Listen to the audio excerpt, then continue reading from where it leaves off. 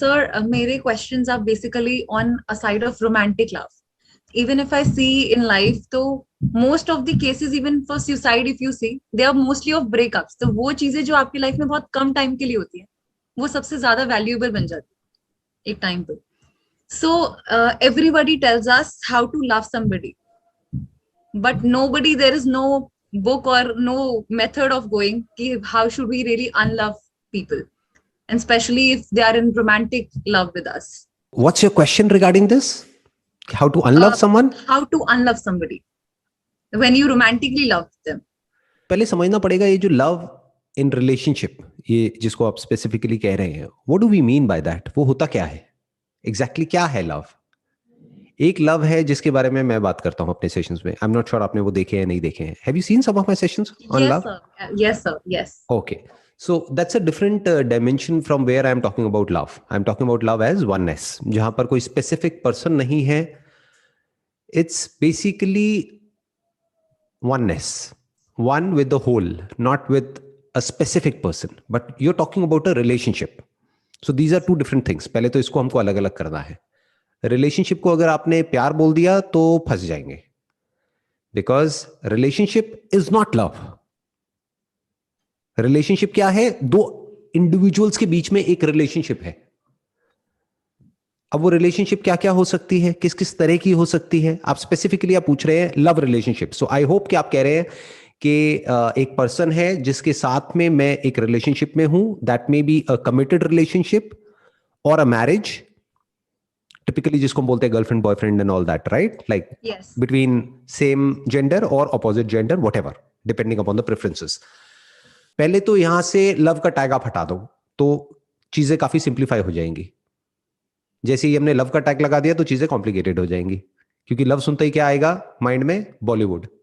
जैसे आज तक आपने देखा है, जो भी कुछ एक्सपीरियंस किया है, जो भी अंदर ब्रेन में भरा पड़ा है, और उस सब का लव से एक्चुअल में कोई कनेक्शन नहीं है. क्योंकि लव कोई ऐसा नहीं है कि किसी एक के साथ होता है और बाकियों के साथ नहीं होता है, because that is like possessiveness. Love होता है तो सबके साथ होता है, वरना किसी के साथ भी नहीं होता है.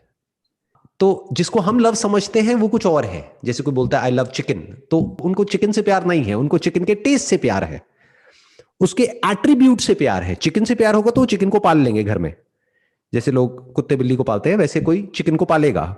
तो एक समझना पड़ेगा कि हमको सामने वाले के एट्रीब्यूट से प्यार है या उससे प्यार है.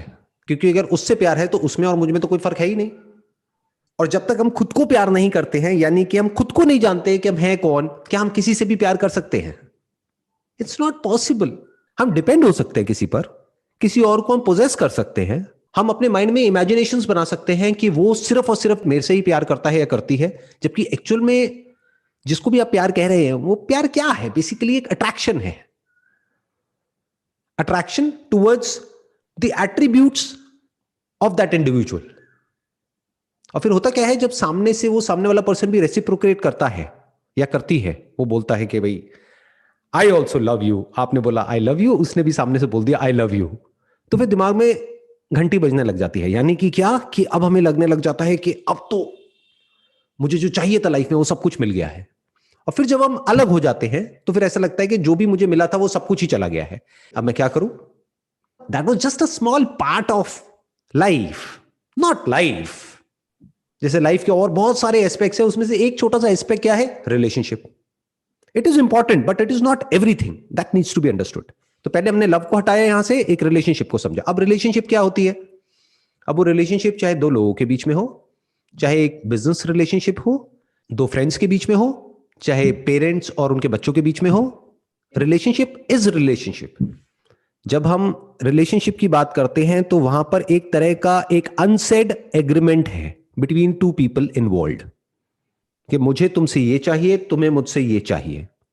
That must be very clear. नहीं तो हम क्या वर्ड यहां पे लगा देंगे, रिलेशनशिप इज अनकंडीशनल. अरे अनकंडीशनल लव होता है, रिलेशनशिप नहीं होती है. अगर कंडीशनल है तो वो रिलेशनशिप है.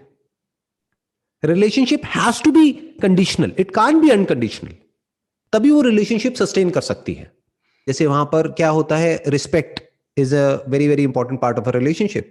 आप कहते हो प्यार है, अब सामने वाला आपको मार रहा है, पीट रहा है, गाली दे रहा है, तो क्या तब भी प्यार है? नहीं, तब तो नहीं है।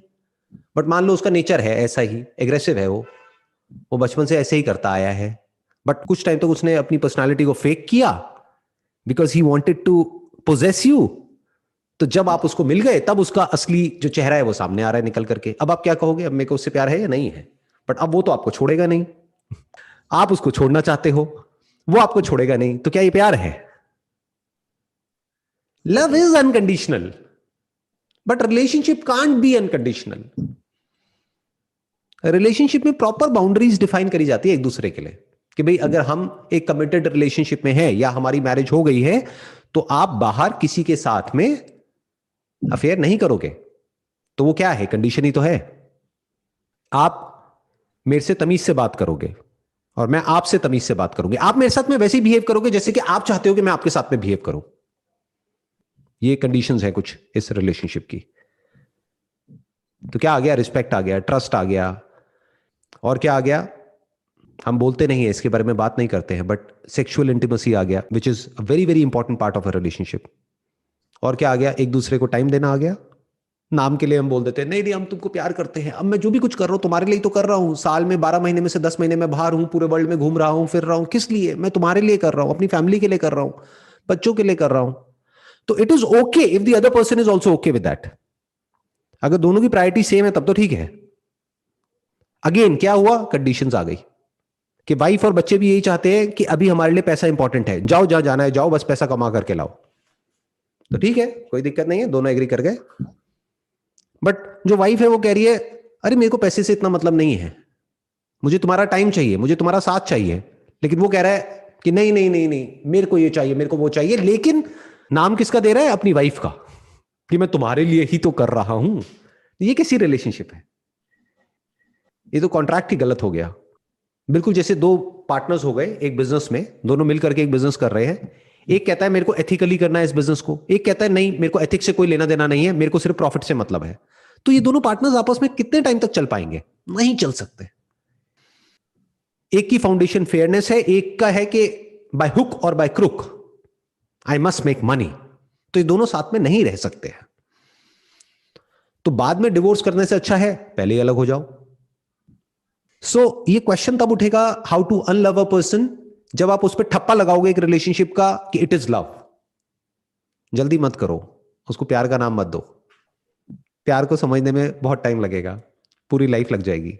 और जब समझ आएगा कि एक्चुअल में प्यार क्या है, तो उसमें सिर्फ वो पर्सन इंक्लूड नहीं होगा, सब कुछ इंक्लूड हो जाएगा, ये पूरा यूनिवर्स इंक्लूड हो जाएगा, कुछ भी एक्सक्लूड नहीं होगा, वहां पर कोई कंडीशंस नहीं होंगी, फिर वो पर्सन आपसे अलग नहीं होगा। लेकिन हैविंग सेड दैट, जो रिलेशनशिप है that is a part of love.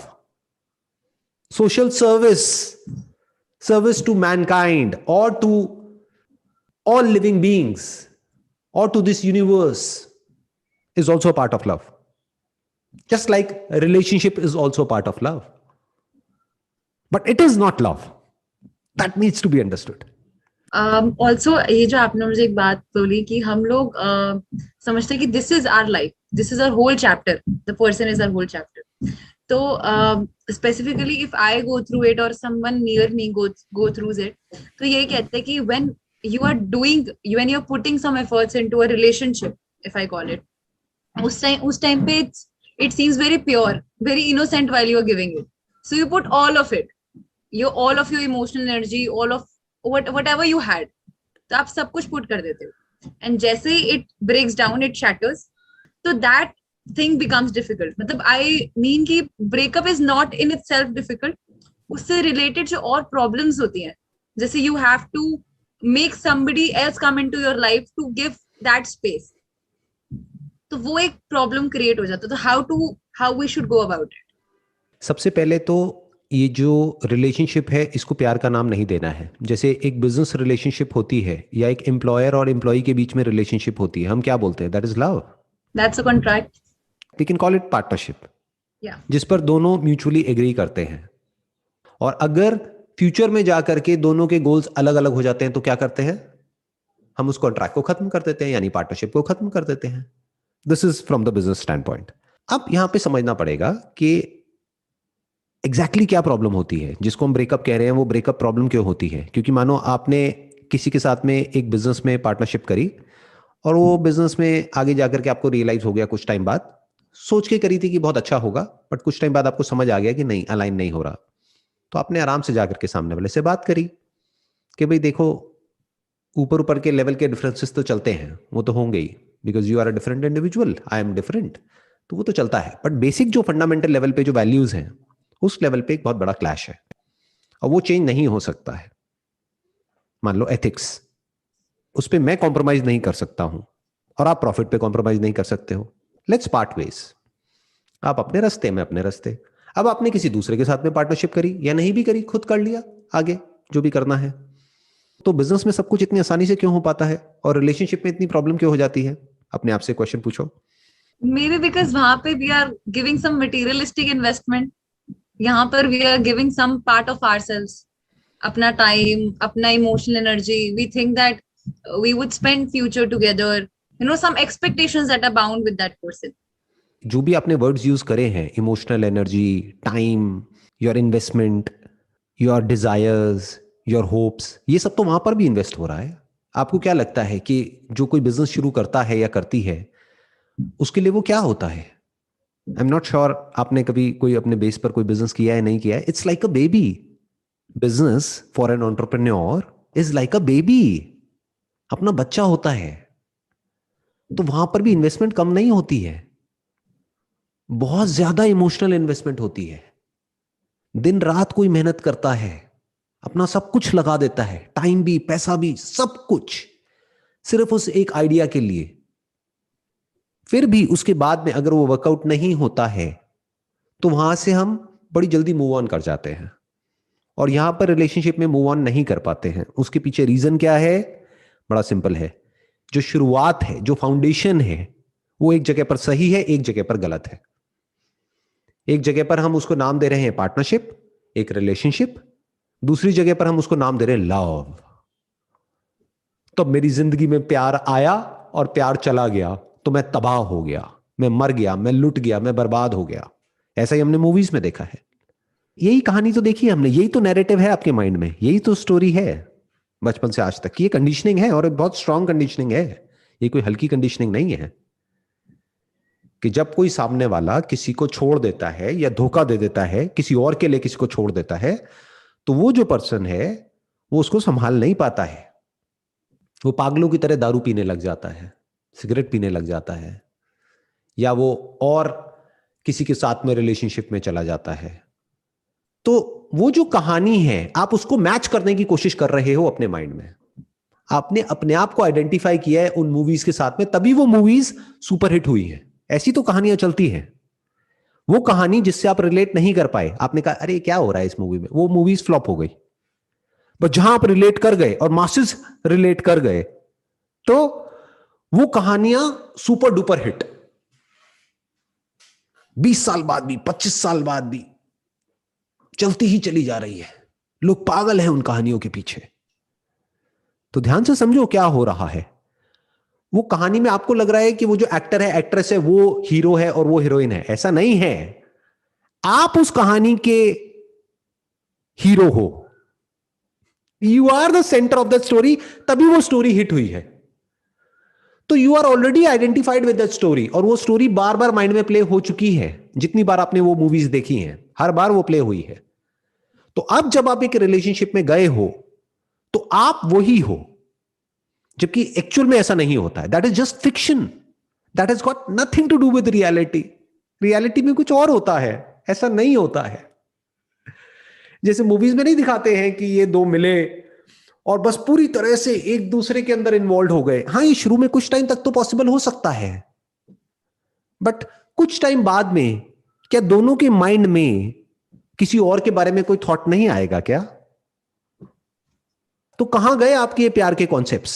Certainly it depends maybe then, कि मतलब आई नो कि आजकल के हम स्पेशली हम जिस जनरेशन में हैं, जिस टाइम से जा रहे हैं, वहां पर वी हैव सीन कि लोग अट्रैक्ट होते हैं after their point of love और समथिंग। तो वही चीज है, मतलब मे बी यूर राइट, हम लोगों ने इतना ज्यादा वो एसोसिएट किया हुआ है फिल्म से, मूवी से, कि वी फाइंड आवरसेल्व्स गिल्टी अगर हम वो चीजें नहीं करते। आप कह रहे हो आज के टाइम में, इसका टाइम से कोई कनेक्शन नहीं है। जानवरों में क्या होता है, क्या कोई स्पेसिफिक पार्टनर होता है? एक अट्रैक्शन है जो बेसिकली बायोलॉजिकल है। ऐसे ही जो अट्रैक्शन है at a fundamental level, at a biological level, वो कभी भी किसी की तरफ भी हो सकता है, बट रिलेशनशिप हर एक से नहीं हो सकती।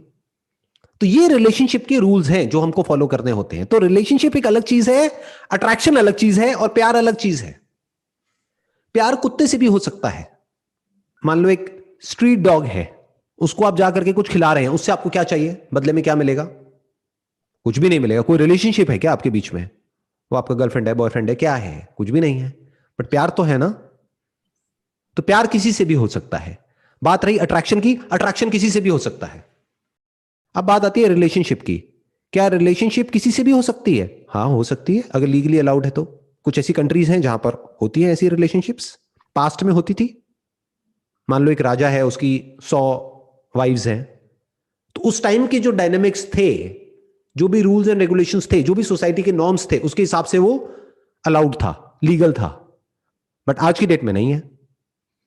हो सकता है, लेकिन अगर वो आज के टाइम में कोई करता है तो उसके दो ऑप्शंस है, या तो उस रिलेशनशिप को खत्म करो फिर किसी के साथ में जाओ रिलेशनशिप में।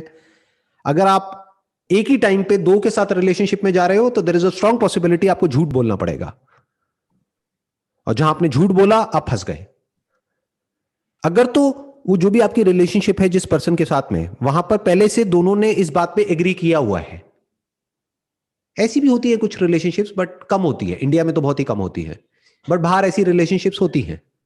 उसको हम एक ओपन रिलेशनशिप की तरह बोल सकते हैं कि दोनों को एक दूसरे से कुछ चाहिए, तो जो चाहिए तब तक वो दोनों एक दूसरे के साथ में हैं, मानो 1 साल 2 साल, लेकिन दोनों के ऊपर किसी तरह की कोई बाउंडेशन नहीं है। वो जो मर्जी करे, ये जो मर्जी करे, कोई कमिटमेंट नहीं है।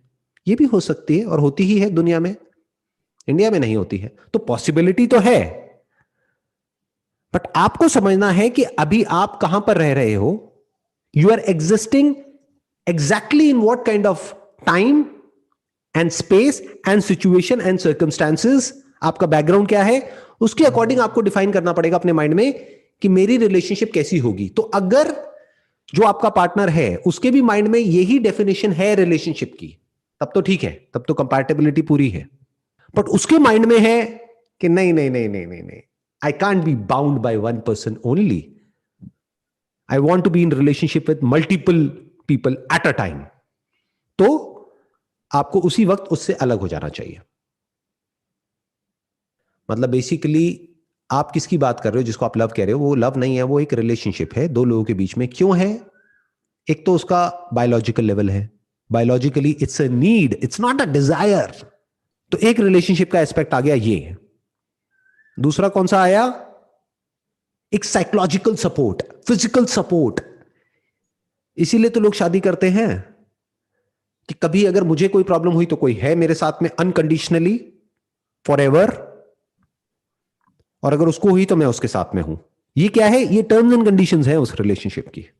बट अगर मौका आए जब आपको किसी की जरूरत हो और वो आपके साथ में नहीं है, तो ऐसी रिलेशनशिप का क्या करोगे? फिर तो जो फाउंडेशन है वही हिल गई ना। फिर अगर वो ऊपर ऊपर लेवल से बोलता भी रहता है मेरे को तेरे से बहुत प्यार है, ये है वो है, बट जब करने की बारी आ रही है तो कुछ और कर रहा है। दोनों में बड़ा फर्क है। एक है बोलना, एक है एक्चुअल में करना। ये मत देखो कि वो क्या बोल रहा है या बोल रही है, ये देखो कि वो क्या कर रहा है, क्या कर रही है। उससे आप समझ सकते हो कि whether this relationship will last forever or not. ये आपने कहा कि हम एक तो लव और रिलेशनशिप अलग रखते हैं, राइट? तो when we go on with somebody, and for example मैं आपकी एक वीडियो देख रही थी where you said that you have to prioritise things, like first पे आपके लिए मे बी ट्रस्ट है, सेकंड पे आपके लिए मे बी अंडरस्टैंडिंग, थर्ड पे आपके लिए डिसरिस्पेक्ट है। So you prioritise things, right, in a relationship. But आप जब आपने जैसे लव का नोशन बोला, that's very unconditional, that have no boundaries. तो अब when you are with somebody, हम क्या नोशन लेकर चलना चाहिए, मतलब of a relationship that we accept certain things कि हाँ ठीक है, first second third thing that's very important for us, वो फुलफिल हो रही है, we can ignore other things, that's not very important to us. But yeah, वो love वाली चीज कि you know even if the person is not trusting you, they are not understanding you, you are constantly understanding their insecurities or their past things, या whatever they are going through. तो एक तरीके से आप अपनी साइड से you're doing your best that you could, but वहां पे आप कहीं ना कहीं ड्रेन होते जाओगे. तो what's a better way to work, like in a path of a relationship or in a sense of love? देखो ध्यान से समझो, love is at the level of your understanding, relationship is at the level of the actions that you are taking. दोनों में बड़ा फर्क है. एक है understanding of the law of gravity, एक है एक्शन. जैसे एक आदमी है वो लॉ ऑफ ग्रेविटी को समझता है, एक बच्चा है वो नहीं समझता है. इससे कोई फर्क नहीं पड़ता है कि आप समझते हो या नहीं समझते हो. अगर आप छत से कूदोगे, दोनों कूदेंगे तो दोनों नीचे ही आएंगे. ये जो लव का कॉन्सेप्ट है, सबसे पहले तो इसको अपने माइंड से बिल्कुल निकाल दो. इसको ये बोलो अपने आप को कि मुझे नहीं पता प्यार क्या है, let me find it out. और पेशेंस रखो, धीरे धीरे विद टाइम आप इसको डिस्कवर करोगे, समझोगे कि प्यार का एक्चुअल में मतलब क्या है एट द डीपेस्ट लेवल. ये जो स्टोरीज आपने सुनी होंगी, राधा और कृष्ण, शिव और शक्ति, yin and yang, positive and negative, male and female, इसका एक्चुअल में मतलब क्या है? Consciousness and universe. एक के बिना दूसरा नहीं है, दूसरे के बिना पहला नहीं है. जैसे लाइट एंड मून, मैंने कई बार एग्जांपल दिया है. बिना मून के लाइट नहीं है और बिना लाइट के मून नहीं है. तो पहले तो हो गया इस फंडामेंटल लेवल पे चीजों को समझना. मतलब बिना इस यूनिवर्स के मैं नहीं हूं और बिना मेरे ये यूनिवर्स नहीं है. ये लव है. इसमें क्या आ गया? सब कुछ आ गया. जो भी हमें दिखता है, सुनाई देता है, लिविंग है, नॉन लिविंग है, सब कुछ आ गया. ये है प्यार. अब आते हैं रिलेशनशिप पे.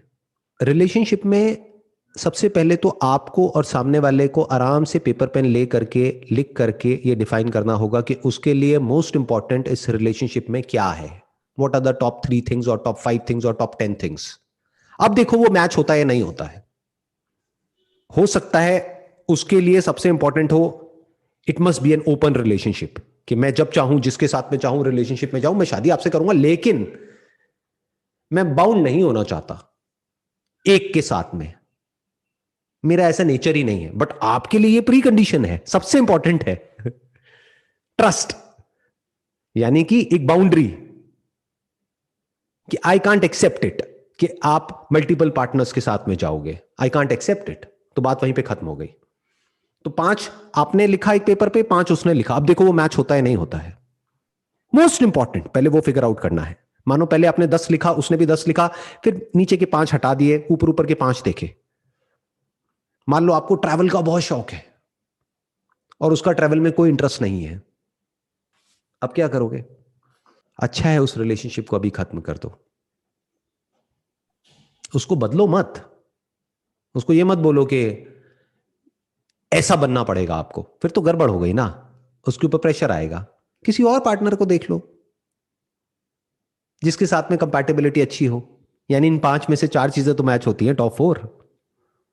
वो बेटर है, बजाय एक ऐसा इंसान जिसके साथ में 5 में से एक भी चीज मैच नहीं होती है, लेकिन वो कहता है कि मेरे को तुमसे बहुत प्यार है. क्या करोगे उस प्यार का? अब प्यार का मतलब क्या? एक ऐसे इंसान के साथ में आपको रहना है जहां पर कोई अलाइनमेंट ही नहीं है. और ऐसा हमने बहुत देखा है अपने घरों में, इंडिया में स्पेशली, जहां पर बचपन में ही शादी पक्की हो जाती थी, जबान दे दी माँ बाप ने, और शादी हो गई है 2 लोगों की और दोनों एक दूसरे को जानते तक नहीं है. शादी हो गई है, लड़की ने घूंघट किया हुआ है, लड़के ने अपना वो बांधा हुआ है, और फिर शक्ल दिखी, अरे ये क्या निकला अंदर से. The guy is also shocked and the girl is also shocked. और फिर उसके बाद में रहे चले जा रहे हैं साथ में, और एक दूसरे को क्या डायलॉग मार रहे हैं, या बच्चों को क्या सुना रहे हैं कि हम तुम्हारी वजह से साथ में हैं, तुम नहीं हुए होते तो हमने कब का एक दूसरे को छोड़ दिया होता. तो ये क्या हो गया? कॉम्प्रोमाइज हो गया. तो कॉम्प्रोमाइज मत करो, आराम से टाइम दो उस रिलेशनशिप को, और देखो कि ये जो 5 चीजें आपके माइंड में हैं, क्या वो एक्चुअल में उस इंसान के अंदर है? उससे पूछने की जरूरत नहीं है, क्योंकि वो झूठ भी बोल सकता है आपसे कुछ ऐसा पाने के लिए जो वो पाना चाहता है। फिर जब उसको वो मिल जाएगा तो आपको छोड़ देगा, उसका तो काम हो गया ना। तो एक्चुअल में देखो कि ये 5 चीजें उसके अंदर है या नहीं है, ऑब्जर्व करो ना। देखो ध्यान से समझो, जो बिहेवियर होता है ना वो ऐसा नहीं होता किसी एक के साथ में होता है दूसरे के साथ में नहीं होता है। जैसे एक मूवी थी, पता नहीं मेरे को याद नहीं आ रही कौन सी मूवी थी, मूवीज मैंने भी बहुत देखी है, बहुत शौक है मुझे मूवीज का। उसमें क्या हुआ था कि एक लड़की ने एक लड़के को टेस्ट करने के लिए वेटर को पता नहीं पैसे दिए कुछ किए और उसको बोला कि उसके ऊपर कुछ गिरा दो। वेटर ने जैसे ही गिराया तो वो जो लड़का था वो फ्रस्ट्रेट हो गया, वो चीखने चिल्लाने लग गया। तो उसको समझ आ गया कि नहीं, मेरे को ये समझ नहीं आता बंदा। क्यों? क्योंकि जो वेटर पर अपनी फ्रस्ट्रेशन निकाल सकता है इतने बुरे तरीके से, क्या वो कल को अपनी वाइफ के ऊपर नहीं निकालेगा? तो ये ऑब्जर्व करो कि एक्चुअल में उसके अंदर वो क्वालिटीज है या नहीं है जो आपको चाहिए। रिस्पेक्ट मतलब क्या? रिस्पेक्ट आपको क्या लग रहा है, वो सिर्फ आपकी रिस्पेक्ट करेगा और औरों की नहीं करेगा? या तो करेगा तो वो सबकी करेगा या किसी की भी नहीं करेगा। तो ध्यान से देखो कि क्या वो एक टैक्सी ड्राइवर की रिस्पेक्ट कर रहा है, क्या वो अपने मां बाप की रिस्पेक्ट कर रहा है? अगर नहीं कर रहा और वो कह रहा है कि नहीं मैं आपकी रिस्पेक्ट करूंगा, वो झूठ बोल रहा है। रिस्पेक्ट ऐसा नहीं है कोई किसी के साथ में करता है और किसी के साथ में नहीं करता है। अगर आपको चाहिए वो एथिकल हो तो ये देखो कि जो भी वो कर रहा है वहां पर एथिकल है या नहीं है। जिस कंपनी में वो जॉब करता है वहां पर एथिक्स को लेकर के उसके क्या ख्याल हैं उससे पूछो। आपको मौका नहीं मिल रहा क्या अंडर द टेबल ये वो थोड़ा बहुत कुछ करके सेटिंग करके थोड़ा पैसा मिल जाए? तो इससे आपको समझ आ जाएगा कि वो बंदा ट्रस्ट करने लायक है या नहीं है। क्योंकि जो बंदा अपनी कंपनी का ट्रस्ट ब्रेक कर सकता है, क्या गारंटी है कि वो आपका ट्रस्ट ब्रेक नहीं करेगा? समझ गए? तो ऐसे स्टेप बाय स्टेप करके देखते चले जाओ तो आपको क्लियर होता चला जाएगा माइंड में कि इस पर्सन के साथ मुझे रिलेशनशिप में जाना है या नहीं जाना है। अगर हम इतना सा कर पाए ना, बहुत चीजें सॉर्ट आउट हो जाएंगी हमारी लाइफ में। तो अभी तक मैंने जो भी कुछ कहा या जो भी हमारी कॉन्वर्सेशन है, इसको अगर मेरे को सम अप करना हो एक लाइन के अंदर अंदर, तो वो क्या है कि प्यार और रिलेशनशिप ये 2 अलग अलग चीजें हैं और अट्रैक्शन एक अलग चीज है। तो इन सबको अगर हम जोड़ सकते हैं और समझ सकते हैं कि वो किस तरीके से उसमें फिट होता है, जैसे एक ब्रॉड कैटेगरी आ गई लव, उसमें एक पार्ट हो गया रिलेशनशिप, रिलेशनशिप का एक पार्ट हो गया अट्रैक्शन। ऐसे ही लव की दूसरी कैटेगरी कौन सी आ गई? वर्क। लव की तीसरी कैटेगरी कौन सी आ गई? Parents, family, friends. और अगर और ब्रॉड किया जाए तो लव की एक और कैटेगरी क्या आ गई? पूरा का पूरा यूनिवर्स, सब, irrespective of caste, creed, religion, nationality, सब कुछ आ गया लव में। तो that is love and relationship is with one individual, जिसके साथ में आप रिलेशनशिप में जाकर के और ज्यादा अंदर से बेटर हो जाओ, जिसके साथ में आप रिलेशनशिप में जाकर के लाइफ में और ज्यादा अपने पोटेंशियल को डिस्कवर कर सको और आगे बढ़ सको, ये नहीं कि कैद हो जाओ। तो अगर वो रिलेशनशिप आपको सपोर्ट करती है, आपको फ्री करती है वो करने के लिए जो आप करना चाहते हो, और उसको भी फ्री करती है और उसको भी सपोर्ट करती है, यानी एक और एक मिलके एक्चुअल में 11 हो जाते हैं। मैथमेटिकली 1 + 1 = 2, लेकिन रिलेशनशिप का मतलब क्या है कि एक और एक 11 हो गए हैं एक्चुअल में, नॉट थ्योरेटिकली बट एक्चुअली। तो कमाल हो गया है। I mean that was beautiful. मतलब आपने इतना, अभी मुझे बात करते हुए इतना हल्का लग रहा है, ये लग रहा है माइंड के कॉन्सेप्ट्स जो थे वो मैच्ड अप थे पूरे, एक के ऊपर एक अंडरलाइन थे। क्योंकि हम जब सोच रहे हैं कि ये लव है तो we are not able to get out of it. When we think कि हाँ वो एक रिलेशनशिप था, हमें उससे कैसे लाइफ में आगे मूव ऑन करना है, because we have to survive somehow. तो मतलब thank you so much, that was beautiful.